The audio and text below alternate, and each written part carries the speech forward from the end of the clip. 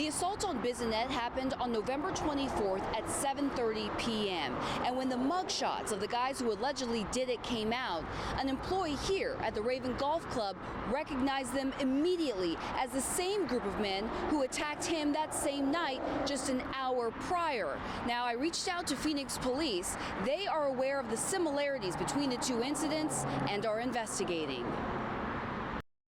Carter, an employee at the Raven Golf Club, says his jaw still hurts from getting assaulted on the night of November 24th. He just runs at me, pins me up against the wall, and starts wailing on me. He shared surveillance video of the attack committed by a man in a green shirt, a man who was drunk and refused to leave at closing time. Like, I had a good black eye for a week, but my jaw's still sore, and I have like a big bruise on the top of my head, like under my hair. Carter believes that man to be Danny Bradley, the same man in the same group that attacked former Arizona Coyotes hockey player Paul Bissonnette at Houston's restaurant in Scottsdale just an hour later. Yeah, 100%.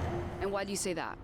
I just recognized him immediately. I saw him a bunch of times that day. Scottsdale police say it was around 7:30 that same night. Bissonnette saw a group of 6 drunk men harassing the bar staff for not serving them another drink. When he tried to stop the men, the group then became violent with him. He described the experience on his podcast, Spittin' Chicklets. I grabbed the guy's arm. I said, listen, buddy, if you keep harassing and assaulting the staff here, I said, we're going to go outside and we're going to have some problems. But unlike Carter, who just had to take it, I mean, he's half foot taller than me, 150 pounds heavier than me. Bissonnette, who made a name for himself as Biz Nasty, a fighter on the ice, was able to take them on, fighting back until police showed up and arrested them, the majority visiting from Fort Worth, Texas. You can see in these mugshots, it appears Biz Nasty got in some hits, and he was enraged when he heard they had gone after Carter, too. Maybe I should have just sat down and waited for my traditional salad from Houston's and minded my own business.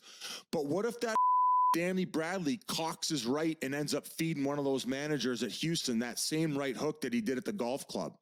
What if one of those guys drop and next thing you know, they got a conky, or even worse, they hit their head and they're on a breathing tube?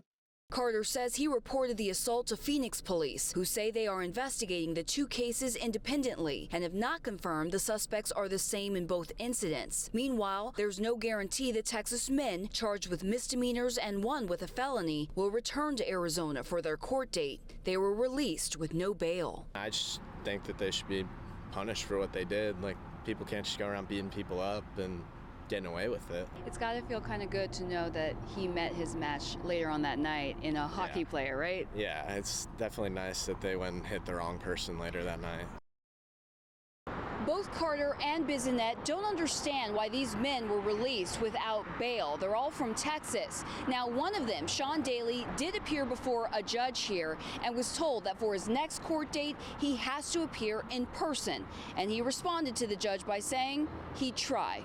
We'll see what happens. In Phoenix, Ashley Rodriguez, Fox 10 News.